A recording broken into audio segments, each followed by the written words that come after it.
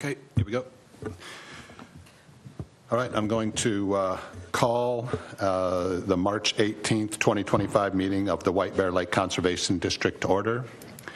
We have a quorum, and we're called to order, so we're on to item 3, approval of tonight's agenda. Would anybody like to make any adjustments to tonight's agenda? Would anyone like to make a motion to approve tonight's agenda? So moved. Second. Okay, we have a motion and a second to approve. Any discussion? All those in favor say aye. Aye. Opposed, same sign. Okay, that passes. Approval of the February 18th, 2025 meeting minutes. Would anybody like to make any adjustments to February's board meeting minutes? Would anybody like to make a motion to approve those minutes? So moved. Second. We have a motion and a second to approve. Any discussion? All those in favor say aye. Aye. Opposed, same sign. Okay, that passes. Public comments. So at each of our meetings, we allow 15 minutes for the public to come and talk with us about items that are not on the agenda. And would anybody like to take advantage of that 15 minutes tonight? Okay, we'll move on. Okay, it's 7:10. So we're going to have a public hearing tonight on a request for a variance by the Docks of White Bear Lake. I'm going to open, I'm going to wait for Alan. You're going to look for me to say what to do. Yes.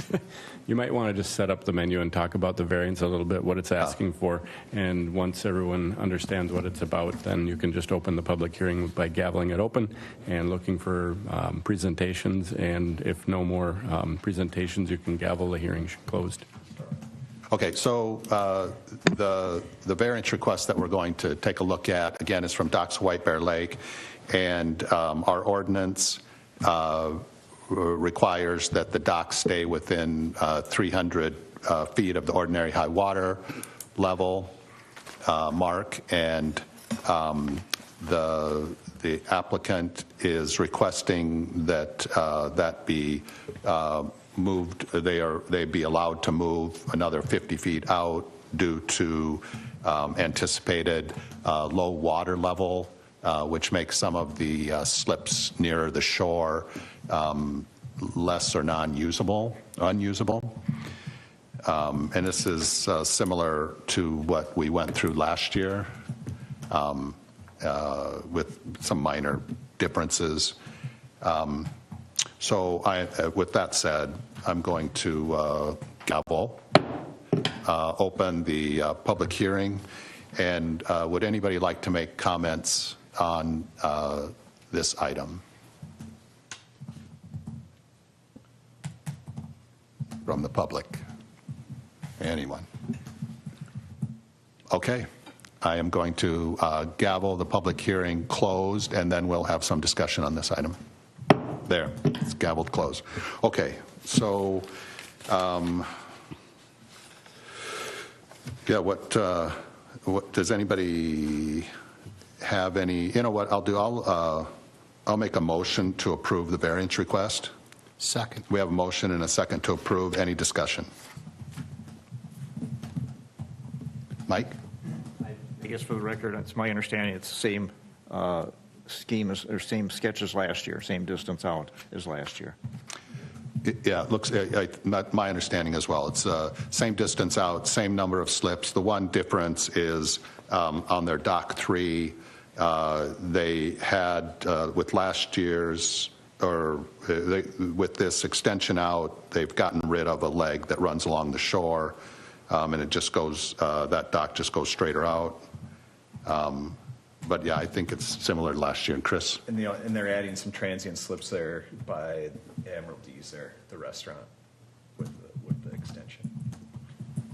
And that those transient slips are not part of the 250. No, they're just calling out that there's transient slips there now. Yep. And will we be able to enforce that people aren't overnight parking there? Yes. Yeah, I mean, I'm sure they'll do their best on it, just like the rest of them, right? Okay. Sherry? So, me being new here, what's the difference between this variance request on water versus on land? Because typically when a variance on land is granted, it's permanent. Like, you don't need to keep reissuing it each year. So what's the difference with granting this variance year after year? Like versus a permit or something? Sure. And Alan, do you have any input on that? Sure, I can help. The big difference is when you have a variance to some property control, as long as that use maintains itself, the variance applies. So these are all permitted structures year by year. So this is a request that just governs this sort of season, this year of permit. So they're all CUPs and they're only done once a year. So it's not a continuing variance. Okay, just wondering why it wasn't a permit versus a variance. So, okay, Okay. It's a variance from our permit, which has sort of confines. got it. And one thing I'll just raise, Sherry, Alan, okay, got it. Alan, just make sure you're talking into your mic when you. We're, the water level is at a point now, and Mike will tell us, but it's 922, low 922s, 0.5. Yeah, so 922 and a half right now. And Chris and Mike did work last winter to try to identify where the lake level started, what level it would get to before the depth of the water in this particular part of the lake would get to a point where boats couldn't really use it well. And I don't know that we ever set an elevation. The DNR and their permits have an elevation of 922 or lower at the end of April for variances, but we've talked with the DNR and they're fine with us being different than that. But it seems at some point that I would feel more comfortable if at some point we would set an elevation, maybe at this time of year, middle of March. That would give the dock owners time to make some adjustments, in their dock layout sooner than later. But I don't know what that elevation is. And so personally, I think we're at a point where if it's 922.5 now, just based on historic records, it's likely that in August it's going to be lower to a point where some of those slips may not be usable. And I think that we should pay attention to that as we go forward and just see, we'll monitor this year and see, well, it's at 922.5 now, and what is it in August? And I think that we just need to be aware that each year we should look at this variance process again, with a fresh view. Okay, Susie. Dock number 2 is 360 feet long. That's a 60-foot extension above and beyond the 300 feet that's supposed to be allowed. And another question before you ask. It seems that docks of White Bear are the only docking service that is asking for extensions. Is that correct? I mean, has anyone else asked for one? Yeah, Chris, you go ahead. On the 360, if you look at that diagram, Yeah. it's 350 from the ordinary high water mark. So if you look at it, it's angled, and it stays within their ADUA. So there's nothing that says you can't have a 360-foot dock if it stays within your ADUA, right? So if we extend it out 50, you'll see it curves out. So it's like it's staying under that line of 300 or that extra 50 feet out. Where, yeah, your dock's 360, but if we approve the actual 50 feet on top of what we have, it stays within the ADUA.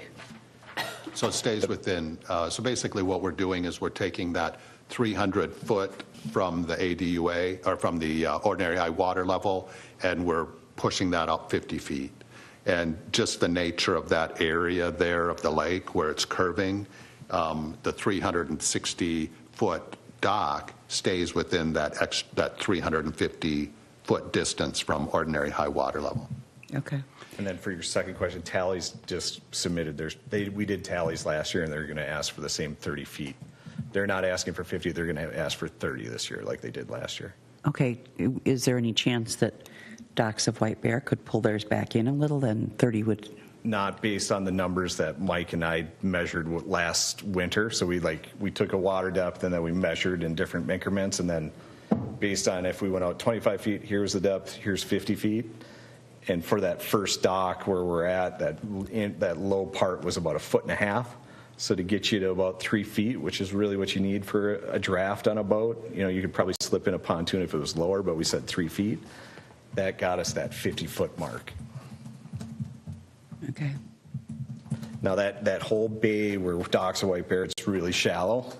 And then right at their final dock, it starts dipping down where Tallies gets a little more depth. And that's why Tallies only needs 30 feet.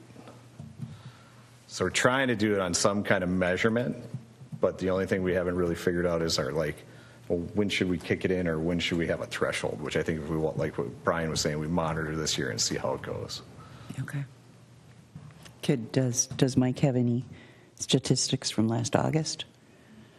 No, okay. But like water depth. Water level and depth? Yeah, in August it was roughly 922.6, it looks like. So like all of last year, everything was like in the 922 range. And it spiked up like middle of August, and then it went back down where we ended up in like the 922.5 for like October, November, December. And I know a lot of people were yanking their boats off into August for sure. Okay. Thank you. Yep. Mark? So we'll do inspection, as we have in past years, of lengths and number of boats. When we measure the lengths, are we going to measure the stated lengths of the docks or the distance from ordinary high water? So what we did last year, we did measure the lengths of the dock and took a gut check of where the OHWL was. So it's like kind of right in the middle of that riprap. Mm-hmm. And like Mike, that's how Mike and I did our measurements too on the depth. So we weren't like survey exact, but when we measured the docks, they're right on by a foot either way. They're quite a bit different than last year. If you look dock by dock, a lot of them were at 350. This year they're 330s. So it doesn't quite compute for me how it is going to be the same as last year. Maybe a better diagram, right? Okay. Could just be better this year? Okay. But we'll measure what's approved for sure. All right.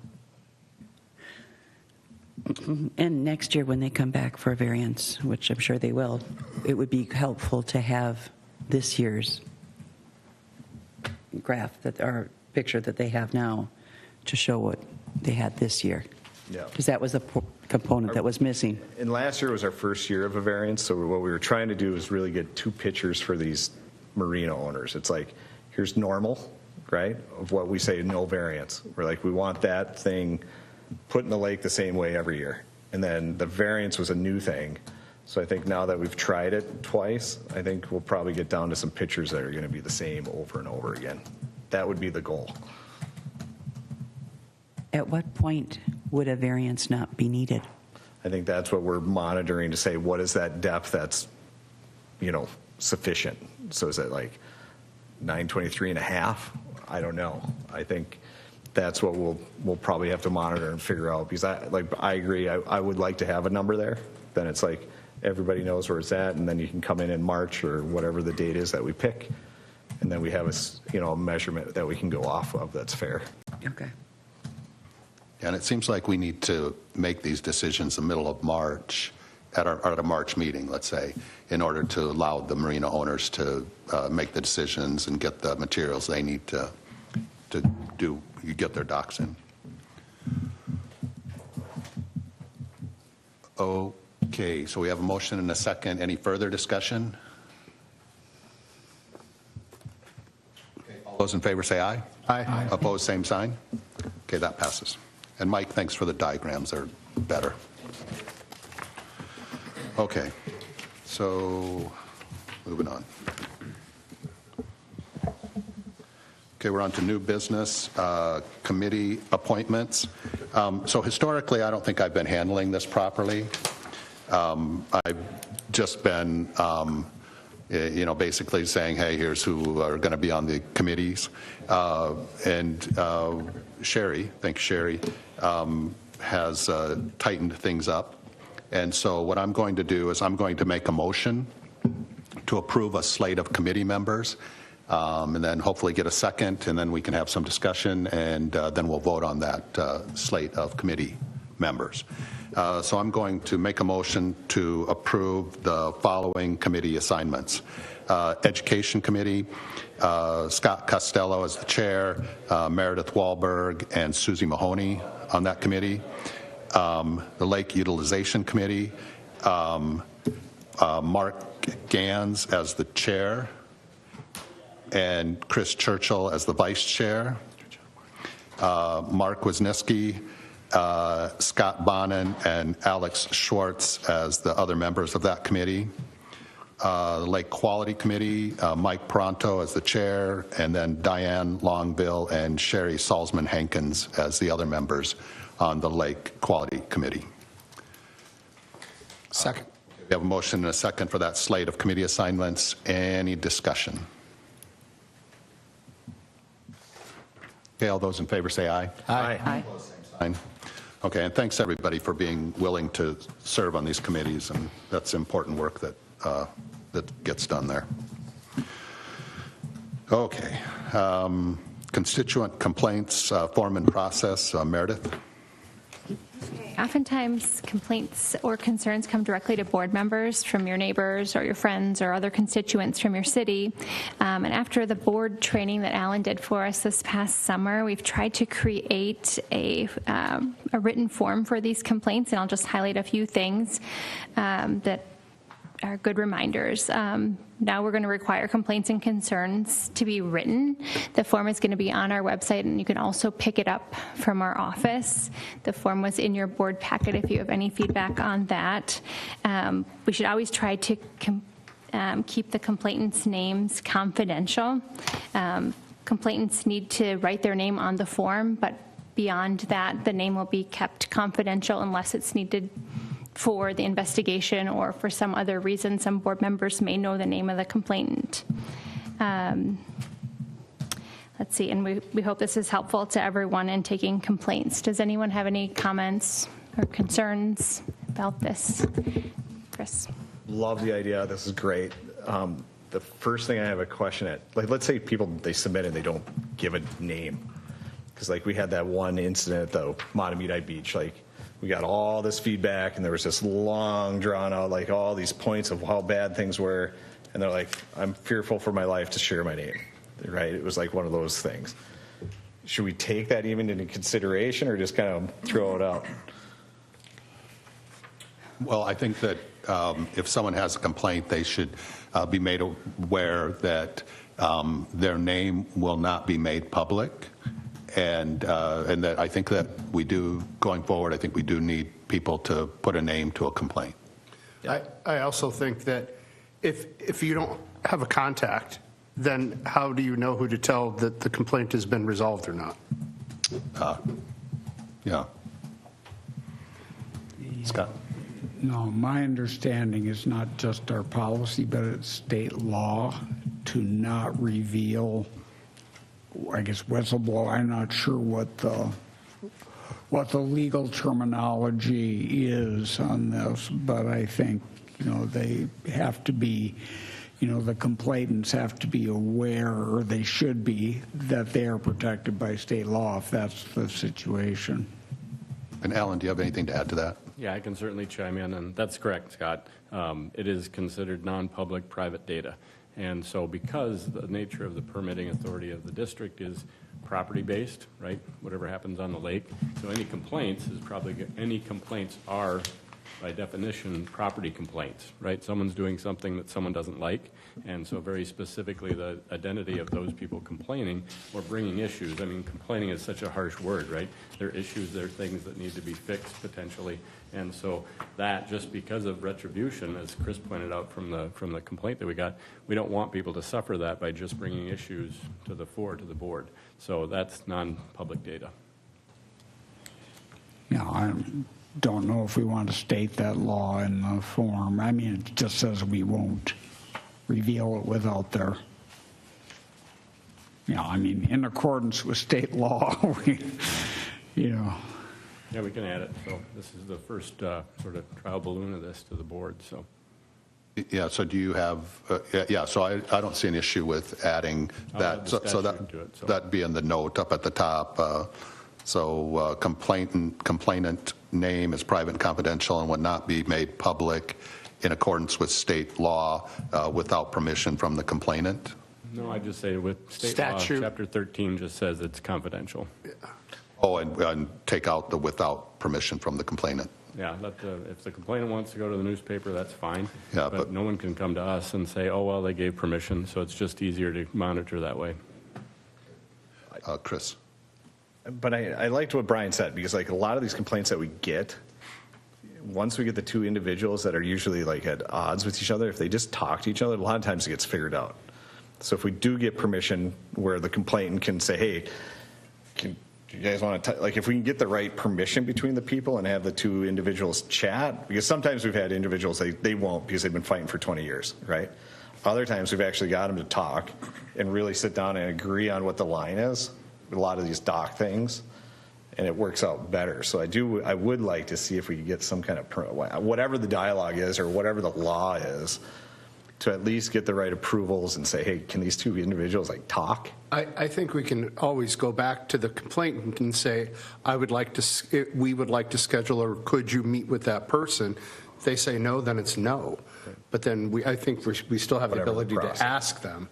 If I will set up a meeting with you and so, are you willing to do that? And we can mediate if you're fine with that. But And that's a good idea, because a lot of our complaints are kind of that personal, and they do get resolved the same way you said. So I have no problem adding a line to the complaint saying, was the complainant contacted? Do they want assistance from the board to mediate whatever it is? And so we can certainly expand or contract this however we want. It's supposed to be a general purpose form. So. Yeah, I think it's great. Okay, so we've received some feedback, and so I guess we can make another go at the April meeting with an updated form that it incorporates some of these things. So I just want to be clear that we're going to take off will not be made public. Is that correct? Or So we're going to keep that on? I think it would be the complainant name is private and confidential and would not be made public in accordance with state law. You can send it to me, Sherry, and I'll just add that language. Okay, and What we're doing is really defining that it isn't public, not that we will not make it public, but that it is by definition not public. okay, and then also you had mentioned about mediation, and do you want that to go on this form, or is that something Yeah, well, we can talk about it at exec, and I can modify the form. I'll send you the form? Yeah, we'll get there. Okay. Any other input at the moment on this document? Chris? I take it we could send it in electronic or Oh, hard copy, Oh, either way, we're gonna- whatever it's going to be. Once it's finalized, Yeah. then it's going to be put on our website, and they can either print it off, I guess print it off would be the best thing, Or email it to you, or I can email it to them. or they email it back. Oh, yeah. Yeah. Yeah. Okay. Or they can stop into the office and pick up a copy. Well, the other thing is I can also make it fillable. yeah, the PDF fill out. Yeah. And then they can just. So send maybe the that will be PDF my back. first PDF fillable form. Yes. Okay. Any further discussion on this item? Okay. And thanks to Meredith and Sherry for all the effort in getting this all put together. Okay. So that'll come back up in April. AIS funding letter. Yeah, we should have adjusted the agenda. So the AIS funding letter, so there was, a call, came out that, and I think we're all aware based on our last month's meeting, and maybe January's too, I don't remember, that there's a cut in AIS funding, and currently my understanding is that the governor's proposed budget takes out some funding for AIS funding as well. And so there was a call that came out to write letters and make positions known if you wanted those funds to stay available. And so we, as Conservation District Board, I think our general position is that we would like those funds because we understand and appreciate the importance of controlling AIS in our lake. And Sherry did a little more looking, and at this particular point, it was to send a letter to folks on a particular committee. And now the representatives from our area, it appears, are not on that committee. And so we didn't have anybody on the committee that represents this area that we could send a letter to. And so it's kind of a non-issue, I guess, at the moment. Good? Okay. But everybody should feel free to write as many letters or however you want to handle that. Okay. Next item is a resolution for proposed bylaw amendment to Section 3 meetings, number 1. So the situation here is our bylaws currently reflect that the board meets at 7:30 p.m. And in actuality, we meet at 7 p.m. So we would like to adjust that. You have the resolution in your packet, and consider this this discussion of this change as the first reading. And we will have a second reading, and at that time we will take a vote on this resolution at our April meeting. And anything else that should be added at this point, Alan? Nope. If everyone's comfortable with the adjustment, which was pretty minor, it's really housekeeping of the bylaws. So it'll just come back in the same form unless there's some edits requested, and the final vote will be taken, and we'll update the bylaws. Okay. All right. So we'll move. Any discussion on that? We'll move on. Starry Stonewort Monitoring Plan. So we've been working on a Starry Stonewort basically monitoring and response plan.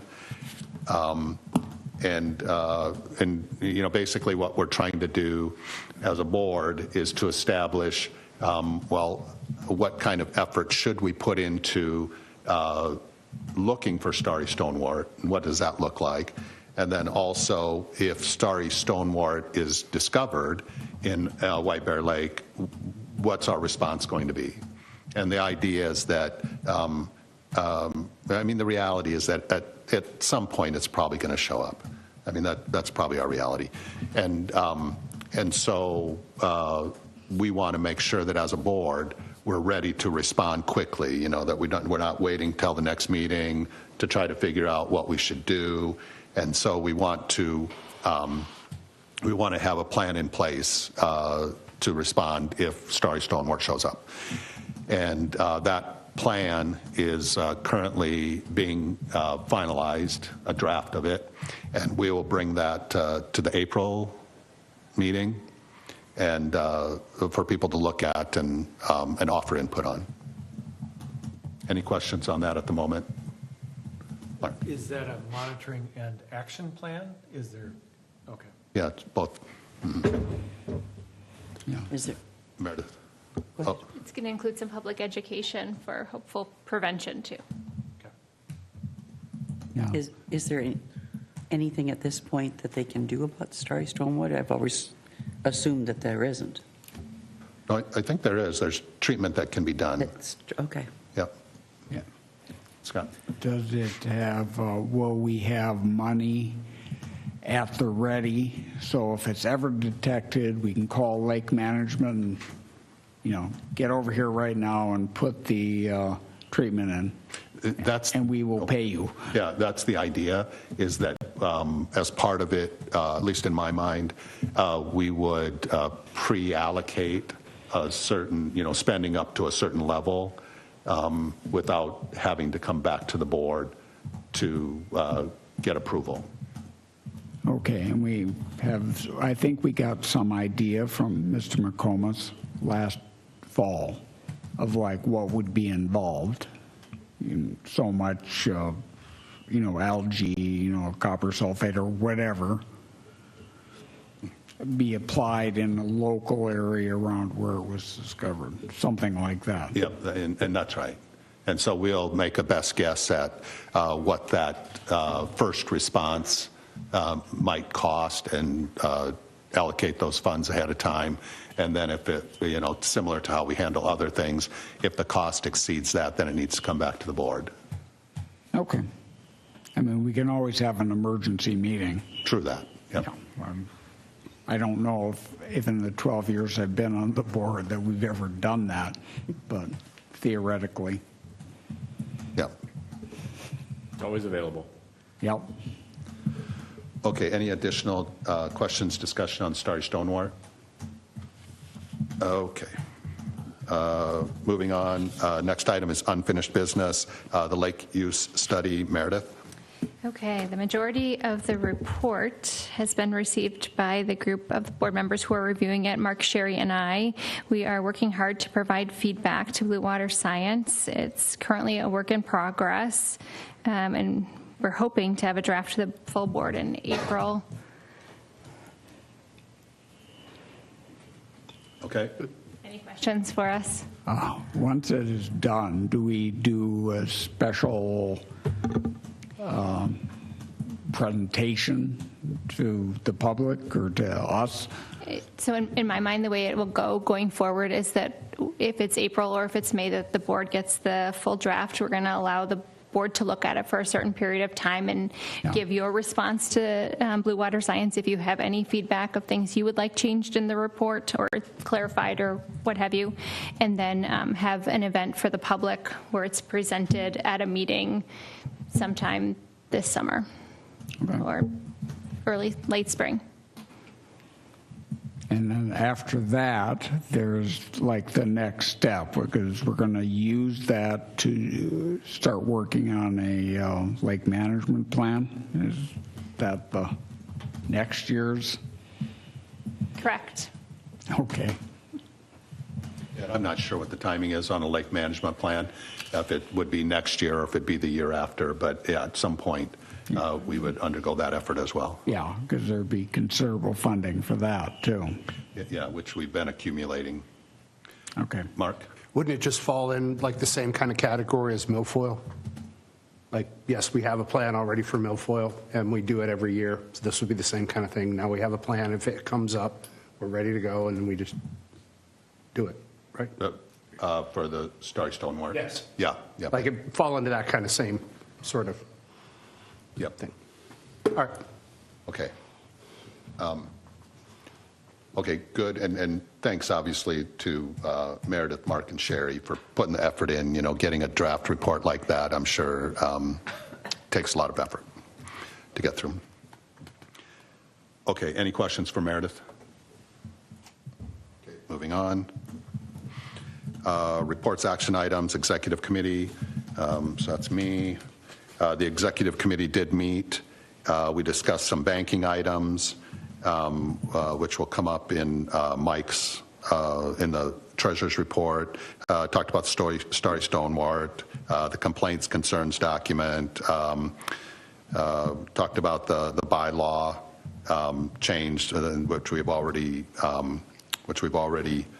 done. We talked about buoys, and because that was a topic at our last month's meeting, and it turns out that the buoys are pretty well defined by others, and so we don't feel the need to have the district have our own definition of what buoys should be used where.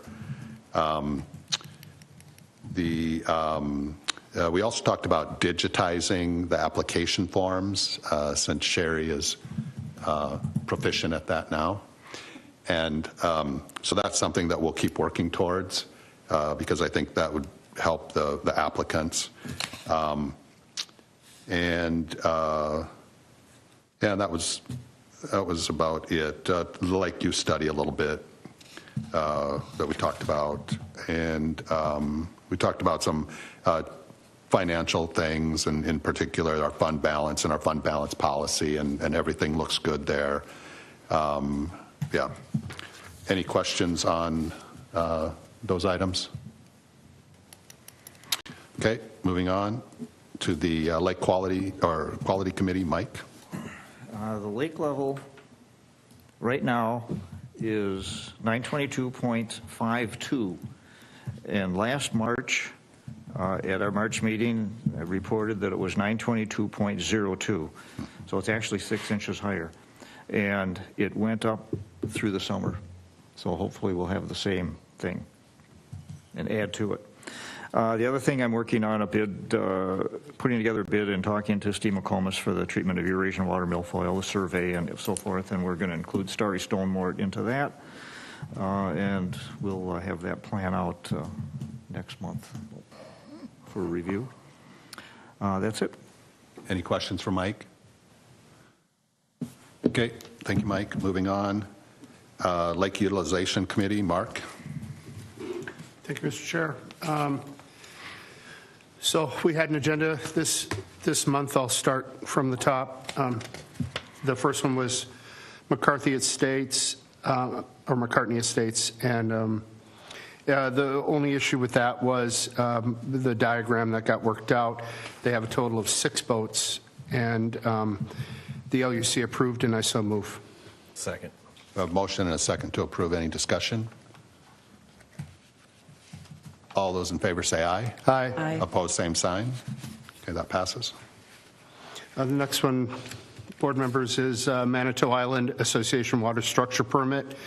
We got some clarification, and they are not having rope buoys. They're just swim buoys, individual swim buoys out there. The LUC approved, and I so move. Second. Motion and a second to approve. Any discussion? All those in favor say aye. Aye. Opposed, same sign. That passes. Next on the agenda is Russ Becker Water Structure Permit. Previous denied. Chris did some work with Mr. Becker, and everything is pulled in within their ADUA, and the individual buoys will not be there. There's a new diagram showing no buoys, just the 2 swim rafts. LUC approved, and I so move. Second. Motion and a second to approve. Any discussion? And I'll just ask Alan, and I know this is maybe a technical point, but last month the motion was made to approve, and it was voted down. And can someone who voted for that motion, can they make the motion this month on the same topic? Yes, because it's technically a different motion. Perfect, because the diagram has Very odd changed. rule, called a motion to reconsider, which does have something of a who can do it, who can't requirement. Yep. But this is a fresh run. Perfect. Okay, so we have a motion and a second. Any further discussion? All those in favor say aye. Aye. Opposed, same sign. That passes. Next is Beverly Driscoll for the A boats. Change from last year, and the only change is instead of 10 A boats, there will be 9. LUC approved, and I so move. Second. We have a motion and a second to approve. Any discussion? All those in favor say aye. Aye. Opposed, same sign. That passes. Next on the agenda, Black Bear Yacht Racing. I just want to point out that Black Bear and White Bear Yacht Club do a very good job at sharing the lake very nicely. And so you can see that they've got their schedules out, and the LUC approved for Black Bear Yacht Racing Association. I so move. Second. And a second to approve. Any discussion? All those in favor say aye. Aye. Opposed, same sign. That passes. Similar with the White Bear Yacht Club sailing summer event permit, LUC approved, and I so move. Second. Motion and a second to approve. Any discussion? All those in favor say aye. Aye. Same, opposed, same sign. That passes. Any questions for Mark? Okay, thank you, Mark. Next item, Lake Education Committee. Scott? Yes, we had a challenged lake cleanup event. It was scheduled for March 8th, but the week before that, the ice had deteriorated enough it could not really be done safely. So the scouts were saying we'll probably have a land-based cleanup, and then on March 6th, we got 10 inches of snow, so you couldn't see any trash anyway. So we moved it back another week to the March 15th with the instructions to all the groups that you can do it whenever works for your schedule, but get it done by the end of the 15th. Again, we had like bad weather forecast on the 15th, so we put, at least for the board, we got people together when it was 73 degrees and sunny on the 14th, like at 4 p.m. And we did a very good job scouring both Memorial Beach and West Park for trash. We didn't get a whole lot. We got most notable items were a bobber and a tennis ball and a sign for beach closure due to high bacteria levels, and a lot of cigarette butts and candy wrappers and plastic packaging. I don't know if anybody remembers anything else, but I only counted as being a couple pounds. And I believe Sherry sent out the picture of the intrepid trash pickers. Okay, so the next thing that we have lined up, we will have a meeting of our committee on Tuesday, the 25th in the afternoon, I think 1:30 we said, in our district offices, and the main item there will be what do we put in our 4 pages of Laker material. And we'll start talking about if we want to do a summertime lake cleanup and if we want to do anything in connection with Market Fest or other summer events. So that's what we have lined up. Okay, and Meredith can update social media. I'll just add to that Laker content meeting. If anyone has any ideas for the Laker or something you'd like to see in there for any issue this summer, email Scott or I or Sherry. We'd be happy to include it. Let's see, I'm going to put up some posts maybe on Ice Out if that's happening this month. Our update on the water appropriation, I haven't gotten that up yet, but it's a good time to do that. And then a reminder to people if they're putting out any kind of de-icer to contact our office. And anything else you guys would like up on our social media, I'm happy to put up.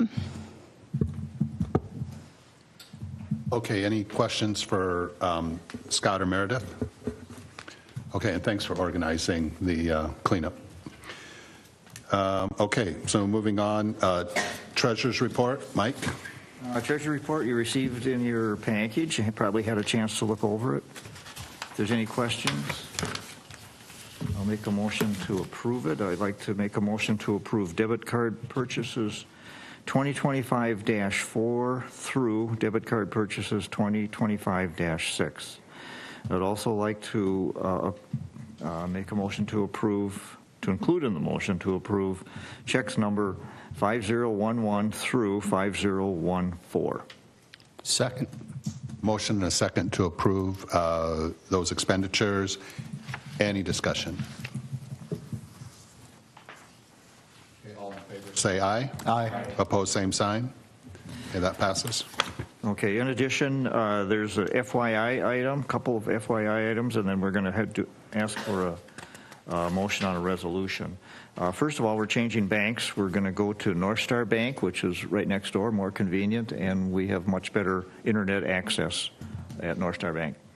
The other thing we're doing is that there is a 4M fund, and this is through League of Cities, Minnesota League of Cities, which we are a member of, and they have a Minnesota Mutual Money Market Fund. They also have CDs and other money instruments. And we're going to take money from Royal Credit Union, at $50,000, and maybe even add more. We'll see how it works, and put it, once things are approved, looking to put it into the Minnesota Mutual Money Market Fund, which we can go in and out of as a money market fund. So that would mean that our investment there at Royal Credit Union, which is at 1.6%, it might be down a little now with the way things are, go from that to what we would make at the Minnesota Mutual Money Market, and depending, have 3 different funds. Depending on what we put it in, the rates today were 4% on the low side and 4.3% on the high side. So it's more than double. It's well worth it, and it's also, it's designed for cities, municipalities just like us and everybody, and a wide, the greater Minnesota uses it. So why shouldn't we? But to get there, we have to start with a resolution. And in your package was a resolution authorizing membership in the 4M fund. We're already members of the League of Cities, so that's part of it. This would be to join the 4M fund investment capabilities offered through League of Cities. And it's through a bank called PMA Bank, and they're located in the League of Cities building on the corner of Rice and University, and they also have offices in Andover, I think. So I don't know if you've had a chance to look at it. It's termed boilerplate, so it's just a bank thing. There's nothing to change on it or anything. Just put our names in. And it just agrees to their terms, which are favorable. So any questions on the resolution? No? Okay. I'd like to make a motion that we adopt the resolution for membership in the 4M fund. Second. We have a motion and a second to basically move some money to this 4M fund, becoming a member of that. Any discussion? What guides us in how much we should move to that fund? There's no minimum and there's no maximum. I think at the moment we have this money, and what's it actually in at Royal Credit Union? Is it in a CD or is it in a? No, it's a money market. Oh, in a money market account at Royal. It's just not producing very much interest for us. And so that's kind of one of the motivations for doing it. A second, I think, is that this is a fund that's set up for people kind of like us, cities and this kind of thing. And while we're not a city, we're an entity that's similar to a city. And so it seems like it fits us pretty well. But as far as your question, what guides how much? Initially, I think the plan, and Mike, you correct me, is to just move the money from the Royal Credit Union into this 4M fund, and then make decisions beyond that. But I think it's a good question that you raised, Mark, because we don't want to just be willy-nilly about it. So I think that if we did, and Mike, I don't want to put words in your mouth, but if we did decide that it would make sense to put more money into the 4M fund, how would that look from the board's perspective as far as would we bring that to the board for approval, or how would we do that? Well, we would probably write a check to put it into the fund. So yeah, there'd be board approval. Okay. Does that make sense? Yeah, I think so. The current checking account is probably zero risk because it's FDIC insured up to $250,000. There is some risk with the 4M fund, albeit probably very low. And I think typically we would probably discuss and decide, are we willing to put more or less in somewhat of a risky investment, Well, I talked even to if it's the close to finance zero. director of the city of White Bear, and they use it. They can only invest in insured products. And it says it here. It says, I think, what they invest in. I've been reading so much of this, I'm not sure if it's on this one or another one I got. But they're into treasuries, and they're into municipal bonds and all city kind of stuff. And it's all, municipal investments by municipalities, for municipalities. And so that they do try to keep a share value of $1, just like a regular money market fund, but they have to invest in federally insured products. Okay, so they are also close to zero risk Yeah. because they're federally insured. Yeah. Okay. Yeah. Otherwise, all these cities wouldn't have anything to do with it. Then it would seem smart to maximize it. Yes, Okay. yes. That's the idea. Okay.